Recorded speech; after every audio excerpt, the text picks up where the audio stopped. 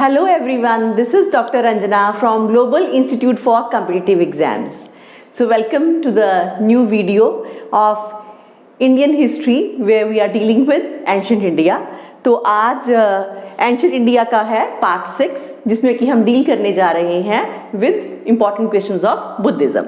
तो सबसे पहले बात कर लेते हैं थोड़ा सा बुद्धिज्म के बारे में। Brief introduction. Buddhism was founded by Gautam Buddha. Buddha was born as Prince Siddhartha at Lumbini near Kapilavastu in present Nepal in 563 BC. तो लॉर्ड बुद्धा का ओरिजिनल नेम बेटा था सिद्धार्था। वो एक प्रिंस थे, मीन्स एक राजा के घर में उनका जन्म हुआ। कहाँ पे हुआ? लुम्बिनी। और लुम्बिनी कहाँ पे है? कपिलवस्तु, जो कि प्रेजेंट डे नेपाल है, in 563 BC। He was son of Suddhodana and Mahamaya. उनके फादर और मदर का नाम है Suddhodana and Mahamaya. Suddhodana was the chief of Shakya clan और इनका जो पैटर्नल साइड पे क्लैन है वो है साक्या क्लान, जिससे इनके फादर बिलोंग करते थे। Due to this Buddha was also known as Sakya Muni, इसीलिए लॉर्ड बुद्धा को हम साक्य मुनि के नाम से भी जानते हैं। His mother died either giving birth to him और आफ्टर 7 days। तो हिस्ट्री में इस बात की क्लैरिटी कम है, लेकिन एक बात श्योर है कि इनकी मदर की रियल मदर की जो है वो बहुत जल्दी ही डेथ हो गई थी, may be just after 7 days of his birth. Siddhartha was brought up by his maternal aunt Prajapati Gautami. तो इनकी जो पालन पोषण है बेटा वो इनकी मासी और इनकी सौतेली मदर भी हम कहते हैं, उन्होंने की और उनका नाम था Prajapati Gautami and this gave him the name Gautama. इसी वजह से लॉर्ड बुद्धा का एक दूसरा नाम है Gautama. Now an astrologer predicted about Gautama that he would either be चक्रवर्ती सम्राट, a great king, और a great सन्यासी, a great monk। तो एक थोड़ी सी दंत कथा इनके बर्थ के साथ जुड़ी हुई है कि इनके जो पेरेंट्स हैं उनके यहाँ पे बेटे का जन्म नहीं हो रहा था, जिस वजह से कि इनके कोई गुरु थे जिन्होंने एक प्रेडिक्शन की थी कि इनके बेटे का जन्म होगा और वो या तो सन्यासी बनेंगे या फिर बहुत बड़े सम्राट बनेंगे बेटा। तो एक स्टोरी जो है इनके बर्थ के साथ जुड़ी हुई है। He was married to Yashodhara and had a son Rahul. और इसी वजह से ही फिर इनके पिता ही चाहते थे कि ये चक्रवर्ती सम्राट बने और इनको पूरी दुनिया के दुखों से अलग कर दिया गया और बहुत छोटी सी उम्र में ही इनकी शादी भी कर दी गई इनसे, यशोधरा से, जिनसे इनको एक बेटा भी है, that is Rahul. He left his home at the age of 29 to become an ascetic। लेकिन 29 ईयर ऑफ एज में इन्हें एकदम से ही जो है हम कहते हैं कि वैराग्य हुआ और इस दुनिया से ध्यान इनका हटा और इन्होंने अपना जो राजकाज था, जो इतनी कह लो कंफर्टेबल लाइफ थी, उसको त्याग दिया और ये एसेटिक बन गए, त्यागी बन गए। और इस इवेंट को बुद्धिज्म में बोला जाता है महाविनिष्कर्मणा। The idea of renunciation occurred to Buddha after he saw 4 different states of man। तो एकदम से ये वैराग्य क्यों उत्पन्न हुआ? तो बिकॉज इनसे जो वर्ल्ड की सच्चाई है ना, जो कि नेगेटिव लाइट में होती है, जैसे कि दुख है ना, तो वो इनसे छिपाया गया था। 29 ईयर तक इन्होंने कभी दुख ही नहीं देखा था। तो जब एकदम से इनको 4 इंपॉर्टेंट साइट्स दिखी तो एकदम से फिर इनके मन में वैराग्य उत्पन्न हुआ। और वो कौन सी साइट्स थी? अ सिक मैन, इन्होंने एक बीमार बंदा देखा, ओल्ड बुजुर्ग देखा, एक डेड बॉडी देखी और एक एसेटिक देखा, एक संत देखा जिसे दुनिया त्यागी हुई है। तो ये चारों को देखने के बाद इनके मन में बहुत ज़्यादा वैराग्य की उत्पत्ति हुई, क्योंकि इसमें एक कहानी है कि इनका जब ये ट्रैवल कर रहे थे कहीं पे तो इनको एक्चुअली इनके राज में ही एक छोटे से महल के अंदर ही घूमने की इजाज़त थी। तो एक बार जब ये मतलब कह लो कि बाय एन एक्सीडेंट, ठीक है, जो मेन गेट था वो खुला रह गया, तो इस वजह से ये वहाँ से बाहर चले गए और इनके साथ इनका फ्रेंड था जो कि इनके रथ को चलाता था।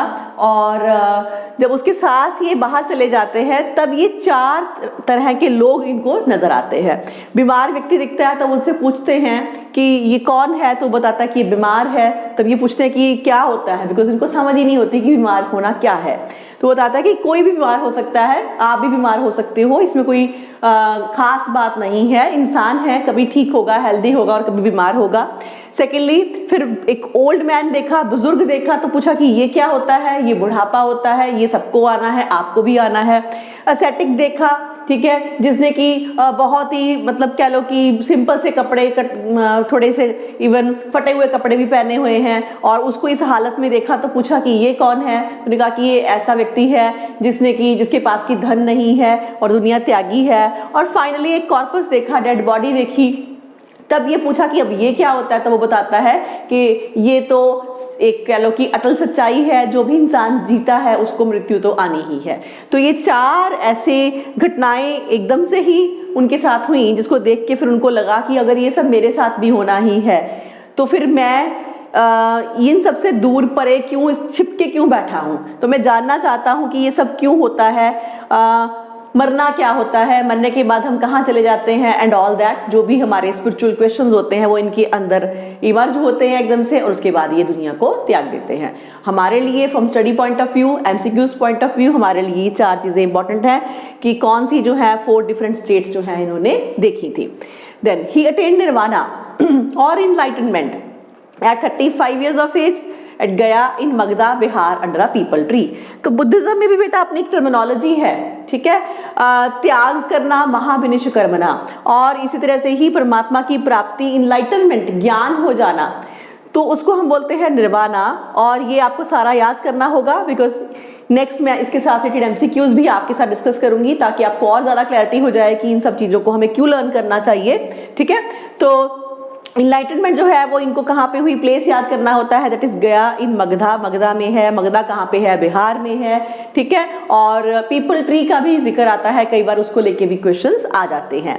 ही delivered the first sermon at Sarnath, Sarnath में इन्होंने जो है वो अपना पहला जो है वो शिक्षा दी थी, फर्स्ट अपना सरमन दिया था, राइट।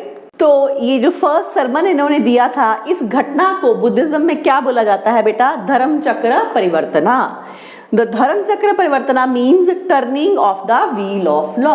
ये इसका जो है वो सिंपल मीनिंग है, क्योंकि इन्होंने सिंप्लीफाई किया रिलीजन को अपने हिसाब से, right.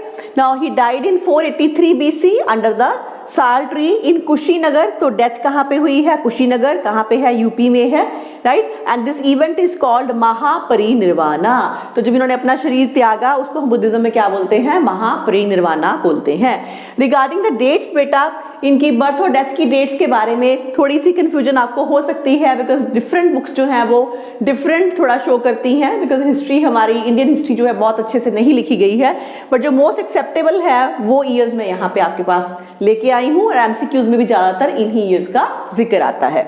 The term Buddha means, Buddha का मतलब क्या होता है बेटा, इसको लेके भी क्वेश्चन आता है। सो बुद्धा का मतलब होता है इनलाइटेंड वन, वो व्यक्ति जिसको कि ज्ञान हो गया हो, उसको क्या बोलते हैं हम, Buddha.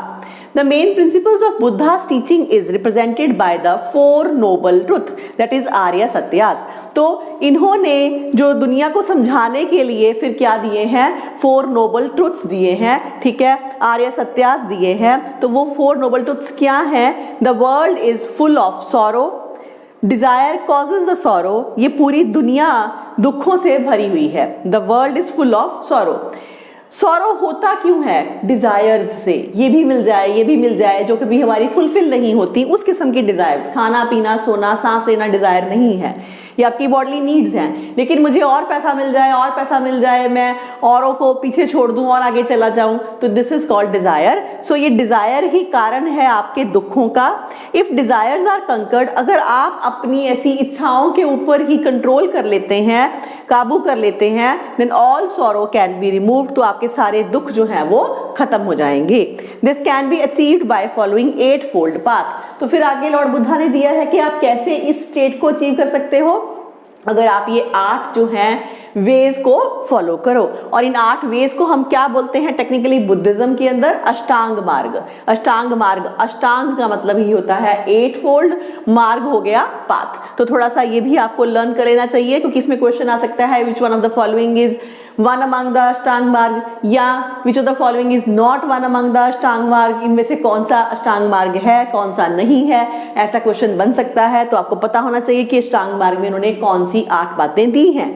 First is right speech, पहले तो आप अपनी भाषा पे कंट्रोल करिए, आप राइट सही बोलिए, ठीक है, सत्य बोलिए। अगर आप सत्य बोलते हैं, सही बोलते हैं, तो फिर आपके जो कर्म हैं वो भी अच्छे होंगे, राइट एक्शन होंगे। जब कर्म अच्छे होंगे तो राइट मीन्स ऑफ लाइवलीहुड, तो आपकी जो भी आप पैसा कमाते हैं, जो भी आपकी लाइवलीहुड है, जीवन यापन के लिए आप जो भी करते हैं वो भी आप सही ही करेंगे।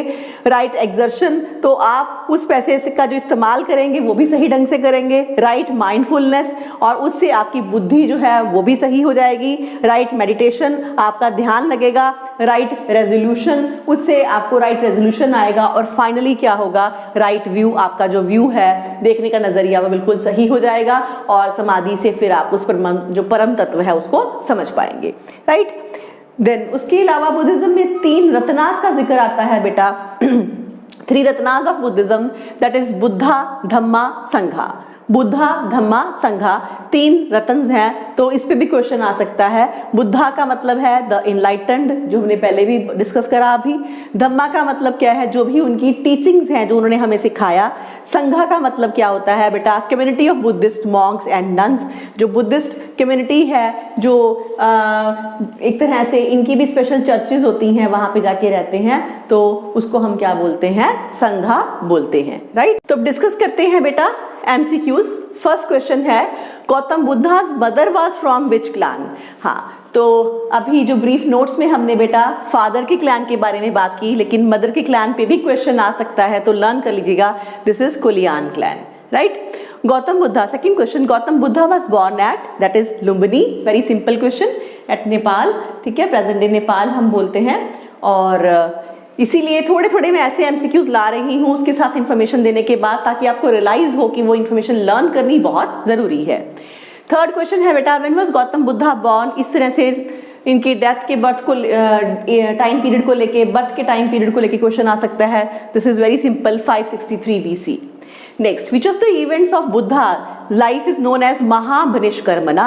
तो जो टर्म्स है मैंने बोला था आपको ध्यान में होनी चाहिए। तो महाभिनिष्कर्मणा का मतलब क्या होता है, अपने घर को छोड़ के जाना, ठीक है, संत बन जाना, घर का त्याग करना। So his departure from home. तो बुद्धिज्म में महाभिनिष्कर्मणा का मतलब होता है अपने घर को त्यागना, असेटिक बन जाना, उस इवेंट को बोलते हैं महाभिनिष्कर्मणा। Next, from which inscription of the following dynasty Lumbini was known as Buddha's birthplace? हमें कहाँ से पता लगा कि बुद्धास का बर्थ प्लेस जो है वो लुम्बिनी है बेटा? It's a good question. ये आगे मौर्यास के अंदर भी ओवरलैप करेगा, बिकॉज हमें अशोका के पिलर्स, इंस्क्रिप्शन से, रॉक एडिक्ट से बहुत कुछ इंफॉर्मेशन मिली है। So that's how its answer is very easy, that is Mauryan. So Mauryan जो है इंस्क्रिप्शन से हमें पता चला है एक्चुअली कि बुद्धा का बर्थ प्लेस जो है वो लुम्बिनी है। Next, which of these is another name of Buddha? Buddha का इनमें से कौन सा अलग नाम है? That is Siddhartha. That means हमें जितने भी लॉर्ड बुद्धा के नाम हैं, ठीक है, गौतमा, सिद्धार्था और Buddha itself means enlightened one, ठीक है। तो ये सारी वर्ड्स की तरफ हमें पूरा ध्यान होना चाहिए, बिकॉज इनको लेके भी क्वेश्चंस आ जाते हैं। Next, which one of the following inscriptions of Ashoka confirms the tradition that Gautam Buddha was born in Lumbini? तो अशोका की, मौर्यंस पीछे हमने डिस्कस करा, राइट। तो अशोका की ही इंस्क्रिप्शन है। तो अब ये थोड़ा सा और डिटेल में आ गया कि भाई नाम बताइए क्या है। तो नाम है इसको लुम्बिनी जो है रॉक एडिक्ट भी बोलते हैं, और लुम्बिनी में मिला है ना, तो लुम्बिनी रॉक एडिक्ट भी बोलते हैं। और उसका दूसरा नाम याद रखिएगा, लुम्बिनी पिलर इंस्क्रिप्शन है, राइट। लुम्बिनी रॉक एडिक्ट भी है, उसी का ही दूसरा नाम रुमनिंदी पिलर इंस्क्रिप्शन भी है। डिपेंड करता है कि ऑप्शन में क्या दिया जा रहा है। Lumbini pillar edict in Nepal is known as the Ruminindi pillar inscription. The Lumbini pillar edict recorded that sometimes after the 20th year of his reign, Ashoka traveled to the Buddha's birthplace and personally made offering. तो ये सब कुछ जो है वो Lumbini pillar edict या रुमिनिंदी pillar inscription के ऊपर लिखा है, जहां से ये हमें पता चला कि लॉर्ड बुद्धा का बर्थ प्लेस कौन सा है। Next, where did Mahatma Buddha's Mahaparinirvana take place? Terms important है। महापरिनिर्वाणा मतलब फाइनली इवन आप अपनी बॉडी का भी त्याग कर रहे हैं। आम भाषा में हम कह सकते हैं दिस इज डेथ। ठीक है, तो ये कहाँ पे हुई थी, फिर इंपॉर्टेंट आपको समझ में आया होगा प्लेसेस याद करने, तो this is Kushinagar. Gautam Buddha attend Mahaparinirvana in the kingdom of, थोड़ा सा और डिटेल में भी कभी क्वेश्चन आ जाता है। प्लेस इज फाइन, वो सबको पता होती है, लेकिन उस टाइम पे कौन सी डायनेस्टी जो है वो राज करती थी वहां पे, किसका रियाइन था, किसका वहां पे राज था, तो याद रखना इट वाज मल्लास। मल्लास जो है उस टाइम पे राज करते थे। ये सारी मल्लास वगैरह ये क्या है, एक्चुअली 16 महाजनपदास का ही एक पार्ट है, एक महाजनपद है। ठीक है, next, who was the last person to get enlightenment from Gautam Buddha. Very important question बेटा, क्योंकि लास्ट पर्सन को लेके थोड़ा सा कम बुक्स में दिया रहता है, पर इसी क्वेश्चन से आप लर्न कर लीजिए। This is Subhadda. Subhadda was the last person जिन्होंने की इनसे ज्ञान की प्राप्ति की थी। Which one of the following describes best the concept of nirvana in Buddhism? Okay, good question. Nirvana का मतलब क्या है बुद्धिज्म में? ऑप्शंस के ऊपर ध्यान दीजिए बेटा। The extinction of the flame of desire, आपके मन में इच्छाएं खत्म होना। The complete annihilation of self, अपने सेल्फ को ही annihilation मतलब खत्म कर लेना completely। A state of bliss and rest, महा आनंद की प्राप्ति, आराम की प्राप्ति। A mental stage beyond all comprehension, एक ऐसा आपका बौद्धिक स्तर जो कि जिसको कि समझाया ना जा सके, जिसको कि समझना बहुत मुश्किल हो। तो देखिए ऑप्शन सारी ही रेलिवेंट हैं, ऐसा नहीं कि बिल्कुल कोई इररेलेवेंट है, तो we are to choose the best one. तो बेस्ट वन आप चूज कर सकते हैं, दिस इज ए। और शायद आपको समझ में आ ही गया होगा कि जब हम बात कर रहे थे कि आपके जो लॉर्ड बुद्धा ने कौन से सत्यास बताए हैं, तो उसमें सबसे पहला यही है कि the world is full of sorrows, है ना, और द जो रीजन है behind sorrow is your desire. तो वहां से ही समझ में आता है कि इनके बुद्धिज्म में अगर हम एग्जैक्ट मीनिंग देखें निर्वाणा का, तो first meaning should be what, कि आपके अंदर जो इच्छाएं हैं उनकी कह लो कि एक्सटिंक्शन होनी चाहिए, इच्छाओं को खत्म करना।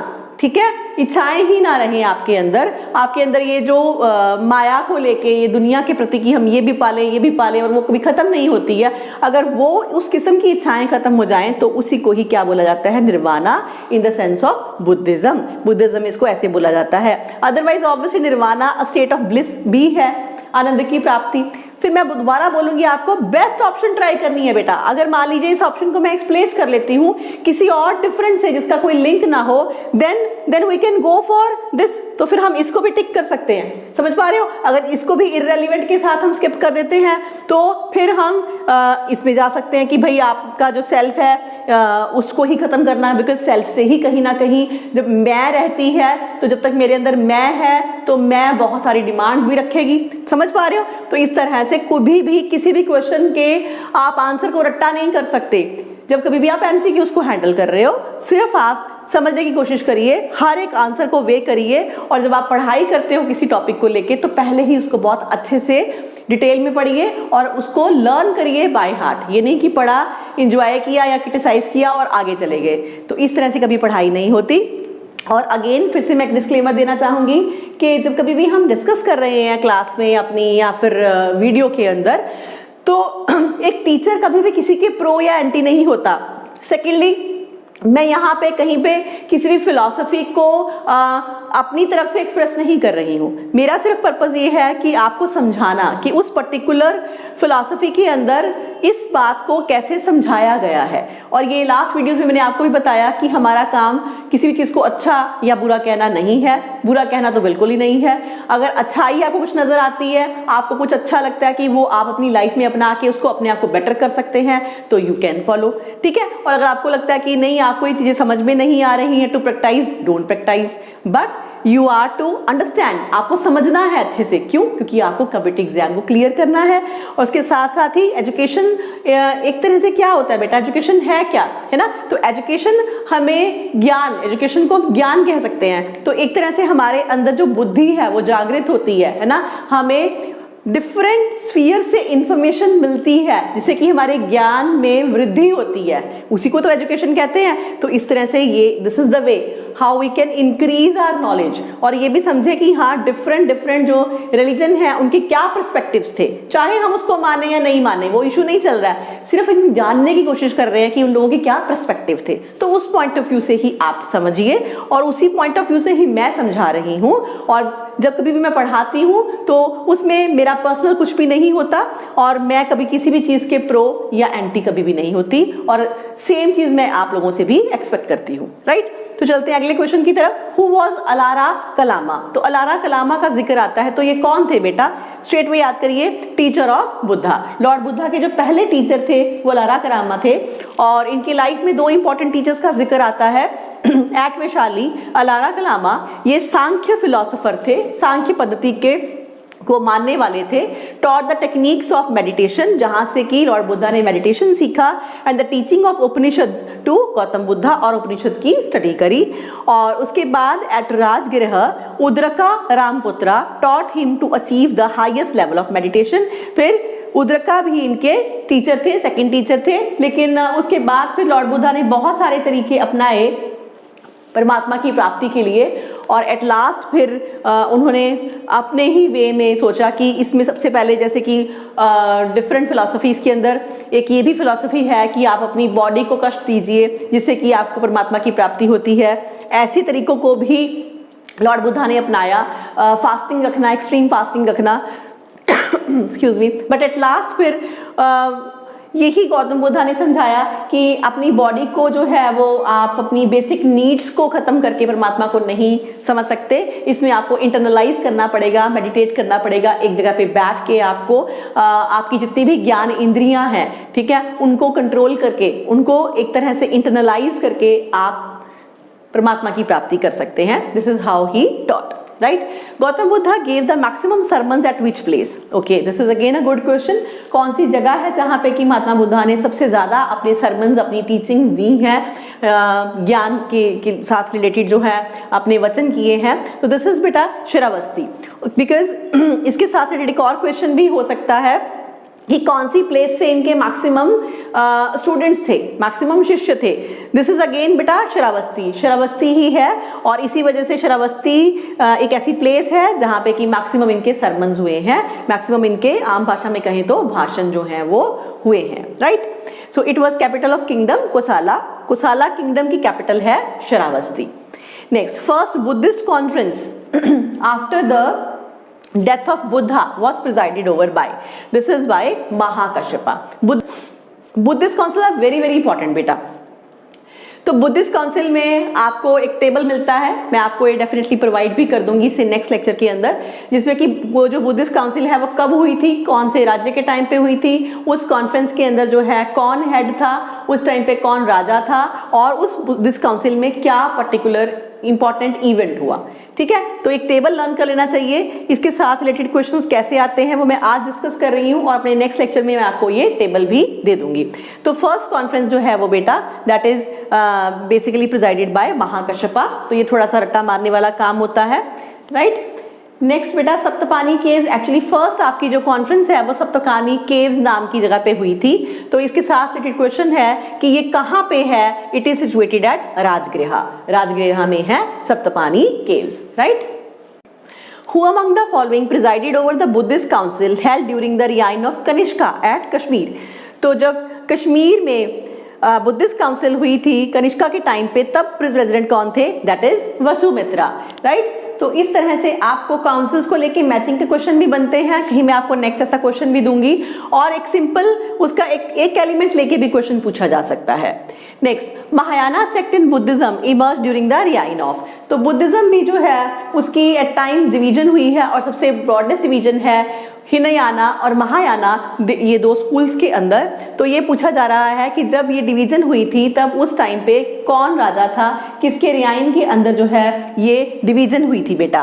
तो हिनयाना और महायाना, इसके बारे में भी मैं आपको एक बार डिटेल में समझाऊंगी अपनी नेक्स्ट वीडियो में। ये जस्ट आप थोड़ा सा बेसिक है क्योंकि अभी शुरुआत की है, थोड़ा सा आप टर्म्स को पहले समझिए जो ऑब्वियसली फर्स्ट टाइमर्स हैं, ठीक है। लेकिन नेक्स्ट लेक्चर के अंदर मैं थोड़ा सा और डिटेल में कवर करने के बाद फिर आपको एडिशनल क्वेश्चंस दूंगी, ठीक है। तब तक के लिए थोड़ा सा आप समझिए कि कैसे ये चीजें इंपॉर्टेंट हैं, क्योंकि इसमें से कैसे क्वेश्चंस आते हैं। तो महायाना सेक्ट में जब बुद्धिस्ट इमर्ज हुए तब कौन राजा था? दैट इज कनिष्का बेटा। ठीक है, ये आपको ध्यान में रखना है।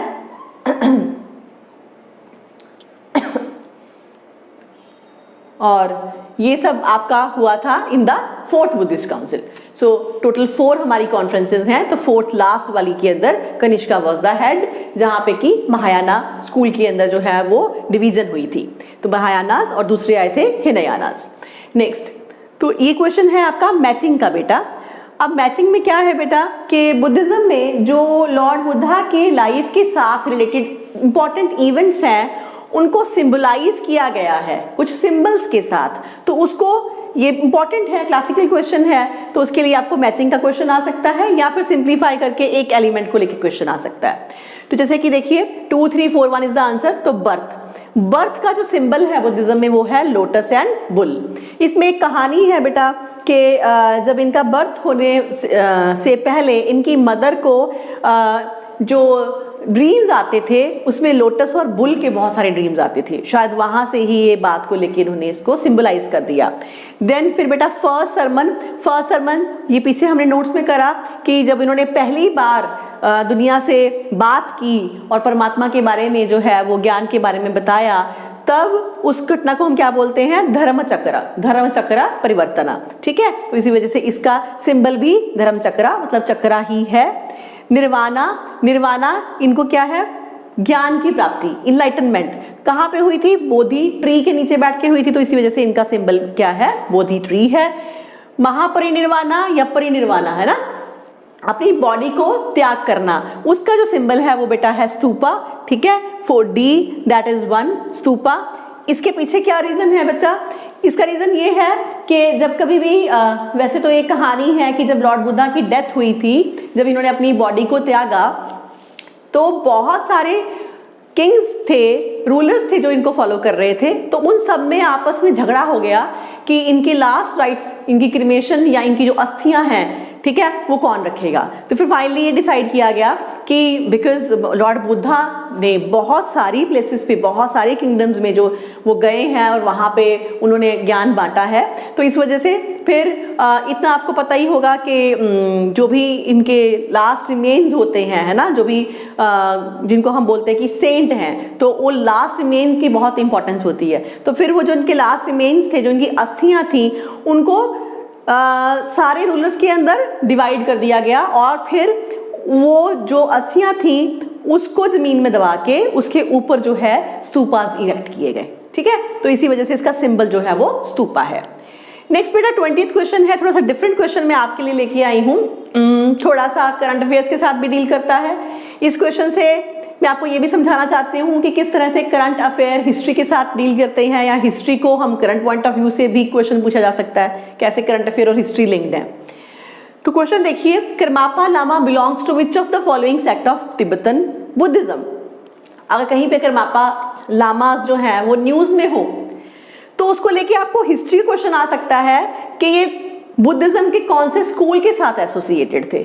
समझ पाए मेरी बात? तो इस तरह से ऐसे क्वेश्चंस भी बनते हैं, राइट।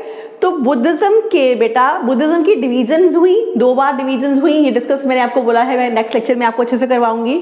इस तरह से लॉर्ड बुद्धा की डेथ के बाद बेटा डिफरेंट स्कूल्स ऑफ बुद्धिज्म भी स्टार्ट हुए, ठीक है, और अलग अलग सोच वाले जो इनके शिष्य थे, तो उन्होंने अपना अलग अलग स्कूल्स जो हैं, अलग अलग थॉट्स जो हैं वो सेटल डाउन करे। तो उसकी भी एक लिस्ट है और इसके बारे में डिस्कशन मैं डेफिनेटली नेक्स्ट लेक्चर में करने वाली हूँ। तो यहाँ भी फिलहाल आप समझिए कि जो तिब्बतन बुद्धिज्म है उसका कौन सा सेक्ट होता है जिसके साथ करमापा लामा वो बिलोंग करते हैं। थोड़ा सा लर्न करेंगे आप। This is कंगयुपा।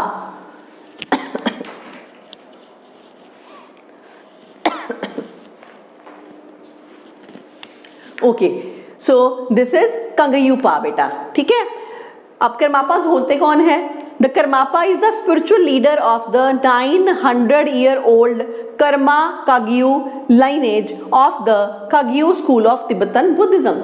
तिब्बतन बुद्धिज्म का जो कग्यू या कंगयूपा एक ही बात है स्कूल है, वहाँ पे एक इनकी प्रथा है कि उनसे ये एक स्पिरिचुअल लीडर चूज करते हैं और ये 900 ईयर ओल्ड ऐसी इनकी प्रथा है। और ये स्पिरिचुअल लीडर जो होता है बेटा इस स्कूल का, तिब्बतन जो इनका बुद्धिज्म है उसको हम बोलते हैं Karmapa, right. The historical seat of Karmapas, इनकी एक्चुअल जो सीट है वो है तुर्फू मोनेस्ट्री, और ये कहाँ पे है? तोलुंग वैली में है। कहाँ पे? तिब्बत में। Each and every word is important, ठीक है। करमापास प्रिंसिपल सीट इन एग्जाइल। अब आपको पता है तिब्बत जो है ऑब्वियसली बोन ऑफ कंटेंशन है विद चाइना, है ना। चाइनीज जो है वो इस एरिया को अपना नाम देते हैं कि ओरिजिनली ये चाइना के अंडर ही था, जबकि तिब्बतन लोग इस बात को नहीं मानते। इतना आपको थोड़ा करंट अफेयर में पता होगा। तो इसी वजह से ये करमापास जो है प्रेजेंट करमापास है ना, तो ये एग्जाइल में रहते हैं, मतलब अपना तिब्बत जो एक्चुअल होमलैंड है उसको छोड़ के कहीं इनको बाहर जाना पड़ा। तो करमापास प्रिंसिपल सीट इन एग्जाइल, तो एग्जाइल में अपना होमलैंड छोड़ के जब कहीं आप बाहर जा रहे हैं उसको हम एग्जाइल बोलते हैं। तो वहाँ पे भी अब इन्होंने अपनी इंपॉर्टेंट प्लेसेस मार्क कर ली हैं। तो वो कौन सी हैं? Is the Dharmachakra centre at Rumtek monastery in Sikkim, very important. Sikkim की रुमटेक मोनेस्ट्री में ये रहते हैं। इसके अलावा his regional monastic seats are, अगर हम इंडिया से बाहर जाएं तो त्रियाना धर्मचक्रा, कंट्री याद कर लीजिएगा, न्यूयॉर्क यूएस में है, एंड दिगाम्पो काग्यो लिंग इन दोरगाइन। इतना नहीं याद होता तो सिर्फ मेनली याद करिए कि फ्रांस के अंदर, अगर हम आउट ऑफ इंडिया कहें तो 2 प्लेसेस हैं, राइट। एंड थोड़ा करंट को लेके है बेटा कि 17th करमापा जब इन्होंने इलेक्ट करा तो उसमें 2 एक्चुअली लोगों को करमापा बनाया गया सेपरेटली। तो एक का नाम है ओग्यन त्रिनले दोरजी, ये बहुत न्यूज़ में रहते हैं। 17th Karmapa Ogyen Trinley Dorje has been out of India since May 2017, has taken the citizenship and passport of Dominica, a Caribbean island country. तो इवन 2017 में ये इंडिया से भी चले गए और इन्होंने आगे जाके फिर डोमिनिका जो कि कैरेबियन आइलैंड्स के अंदर एक कंट्री है, वहाँ से इन्होंने अपनी सिटीजनशिप ले ली है, ठीक है। तो ये पहले इंडिया में रहते थे और इंडिया में थोड़ी सी यहाँ पे इनके साथ कंट्रोवर्सी हुई, तो इसके बाद इन्होंने इनफैक्ट ही लेफ्ट इंडिया। तो ये नाम आपने याद रखना है, दैट इज ओग्यन त्रिनले दोरजी। तो इन नेम्स के साथ बेटा थोड़ी सी एडिड इंफॉर्मेशन और है कि जो आपके 17th करमापा हैं ओग्यन त्रिनले दोरजी, इनको थोड़ी देर पहले ही रिकॉग्नाइज किया है चाइनीज गवर्नमेंट ने, इसी वजह से इनको चाइनीज करमापा भी बोलते हैं। वेयर एज बेटा त्रिनले थाई दोरजी इनको इंडिया ने रिकॉग्नाइज करा है, तो इसको इसलिए दिल्लीज करमापा भी बोलते हैं। तो इस तरह से आपका हिस्ट्री और करंट आप जान पाए होंगे कि कैसे इंटर रिलेट करते हैं। जब कभी भी कोई भी चीज़ न्यूज़ में है, करमापास का कोई इशू चल रहा है, कोई कंट्रोवर्सी चल रही है, तब डेफिनेटली आप उनके साथ रिलेटेड जो भी हिस्टोरिकल पॉइंट ऑफ व्यू है वो ज़रूर देखिए कि अगर बुद्धिस्ट, डेफिनेटली करमापास आर बुद्धिस्ट, तो कौन सा बुद्धिस्ट स्कूल को वो फॉलो करते हैं, कहाँ कहाँ पे उनकी सीट्स हैं। तो ये डेफिनेटली आपको क्वेश्चन पूछे जा सकते हैं, राइट। नेक्स्ट क्वेश्चन है बेटा the teaching of Buddha's are related to. तो टीचिंग ऑफ बुद्धा किसके साथ रिलेट करती हैं? स्पिरिट के साथ, celibacy, religious rituals, purity and holiness of the conduct. थोड़ा सा स्टेटमेंट के ऊपर ध्यान देंगे, आपको समझ में आएगा कि yes this is the best option, क्योंकि अगर आप 8 फोल्ड पाथ भी देखिए वहां पे भी आपको ये चीज एग्जैक्टली नजर आएगी कि आपको आपकी कंडक्ट के अंदर प्योरिटी रखनी है, सात्विकता रखनी है, ये बेस्ट ऑप्शन है, ठीक है। तो नेक्स्ट क्वेश्चन लेते हैं। नेक्स्ट इज बेटा Whom of the following did Gautam Buddha nominate for the leadership of Buddhist Sangha after his death? तो डेथ के मतलब डेथ से पहले उन्होंने नॉमिनेट किया था या किसी को संघा का हेड? तो याद रखिएगा स्ट्रेट वे इसका आंसर है नन ऑफ द अबव, क्योंकि उन्होंने किसी को भी नॉमिनेट नहीं किया था। नेक्स्ट क्वेश्चन इज बेटा the concept of 8 fold path forms the theme of. This is straight question, simple question, ठीक है। 8 फोल्ड पाथ एक्चुअली किसकी थीम है? क्योंकि 8 फोल्ड पाथ को हम कब बोलते हैं कि उन्होंने दिया, और उसका दूसरा नाम क्या है? धर्म चक्र परिवर्तन।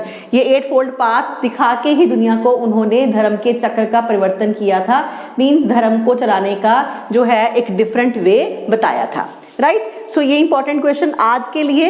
अभी मैं कंटिन्यू करूंगी बेटा, इसमें कुछ एडिड इन्फॉर्मेशन आपको देनी है मुझे, जिसमें आपको कॉन्फ्रेंसेस समझानी है, कैसे स्प्लिट हुआ, स्प्लिट क्या उसका डिफरेंट स्प्लिट्स की बेसिकली क्या क्या फीचर्स हैं, और कुछ डिफरेंट क्वेश्चंस अभी एमसीक्यूज की मैं लेके आऊँगी नेक्स्ट वीडियो में, राइट। लेकिन अब पहले फिलहाल आप इस चीज़ को समझिए, और जो मैं पॉइंट ऑफ व्यू आपको बताना चाह रही हूँ अपने इस इनिशिएटिव से, उसको समझने की कोशिश करिए बेटा, क्योंकि आप में से बहुत सारे स्टूडेंट्स ऐसे हैं बेटा जो बहुत मेहनती हैं, really they are very hard working, पढ़ते हैं अच्छे से, लेकिन फिर भी वो कुछ ही मार्क्स से हमेशा एग्जाम क्रैक नहीं कर सकते। तो उसका रीज़न आप समझने की कोशिश कीजिए। पहला रीज़न ये हो सकता है कि हम अच्छे से पढ़ते नहीं हैं, डिटेल में नहीं जाते हैं। थोड़ी सी डिटेल जितना मैं आपको यहाँ पे करवा रही हूँ उतनी हमें करनी चाहिए। कुछ लोग बहुत ज़्यादा डेप्थ में जाने की कोशिश करते हैं, दैट इज ऑलवेज रॉन्ग, क्योंकि कॉम्पिटिटिव एग्जाम है, already it's just like an ocean, है ना, बहुत कुछ पढ़ना है हमें, तो कितना डिटेल में जाना चाहिए ये आप मेरी वीडियो से समझिए। जितना मैं आपको यहाँ पे समझाने की कोशिश करती हूँ इस लेवल तक ही आपको जाना है, इससे ज़्यादा कभी भी नहीं करना है। सेकेंडली, दूसरा रीज़न जो मैं ज़्यादा इंपॉर्टेंट समझती हूँ वो क्या है कि आप एमसीक्यूज की भाषा को नहीं पढ़ पाते हैं, जल्दी करते हैं, करेक्ट इनकरेक्ट नहीं पढ़ पाते हैं, फिर आपको यही नहीं पता चलता कि बेस्ट ऑप्शन क्या होती है, बेस्ट ऑप्शन कैसे डिसाइड की जाती है। तो प्लीज़ आप ये मेरे साथ जब मैं आपको एमसीक्यूज समझा रही हूँ ये समझने की कोशिश कीजिए। अदरवाइज देखिए बेटा, एमसीक्यूज को कोई ज़्यादा समझाने की ज़रूरत तो नहीं है, इसको हम सिंपल पीडीएफ में भी दे सकते हैं, ठीक है, आपके लिए क्विज भी बना सकते हैं, बट इन रियलिटी एमसीक्यूज भी समझाने चाहिए, बिकॉज स्टूडेंट्स को नहीं अपने आप में समझ में आता कि डिमांड क्या होती है क्वेश्चंस में, द बेस्ट ऑप्शन क्या होती है, या अगर सभी गलत हैं तो कम गलत क्या होती है, ये चीज़ें समझानी पड़ती हैं। इसी वजह से मैं आपको एमसीक्यूज डिस्कस करा रही हूँ और साथ साथ थोड़ा सा मटेरियल भी समझा रही हूँ, rather than giving them complete classes, क्योंकि कंप्लीट क्लासेस से पहले आपको एक तो ये प्रॉब्लम वाले बच्चे हैं जो ऑलरेडी प्रिपेयर हैं, उनकी यहाँ पे क्लैरिटी बहुत ज़रूरी है। एट द सेम टाइम जो लोग न्यू कमर है बेटा उनके लिए भी इंपॉर्टेंट हो जाता है, क्योंकि यहाँ से अब उनको पहले से समझ आ जाएगा कि हमें कैसे पढ़ाई करनी है, मगअप करना है तो क्यों करना है, उसकी क्या यूजेज होती है, और डिटेल में जाना है एमसीक्यूज कैसे हैंडल करने हैं। तो दोनों ही जो आपके स्टूडेंट्स का ग्रुप मैं मानती हूँ, एक न्यू कमर और जो दूसरे ऑलरेडी प्रिपेयर्ड हैं, उनको ब्रशअप चाहिए, और जो हर बार कुछ मार्क्स से नहीं क्रैक कर पाते उनकी प्रॉब्लम को रिजॉल्व करने की मैं यहाँ पे कोशिश कर रही हूँ। तो अभी कंटिन्यू करेंगे बुद्धिज्म के साथ अपनी नेक्स्ट वीडियो में, और तब तक आप पढ़ाई कीजिए और प्लीज़ लाइक कर दीजिए, शेयर करिए, जितना हो सके सब्सक्राइब कीजिए। जितने और स्टूडेंट्स इससे फ़ायदा उठाएं इस इनिशिएटिव से, तो प्लीज़ आप इसको शेयर ज़रूर करिए, और आपके कुछ भी अगर आप अपनी बात मेरे तक पहुंचाना चाहते हैं तो वो आप मुझे शेयर कर सकते हैं इस पर कमेंट करके, या मेरे व्हाट्सएप नंबर पे 7973865470, इस नंबर पे आप मुझे व्हाट्सएप कर सकते हैं बेटा। तो मिलते हैं नेक्स्ट वीडियो में, till then thank you so much.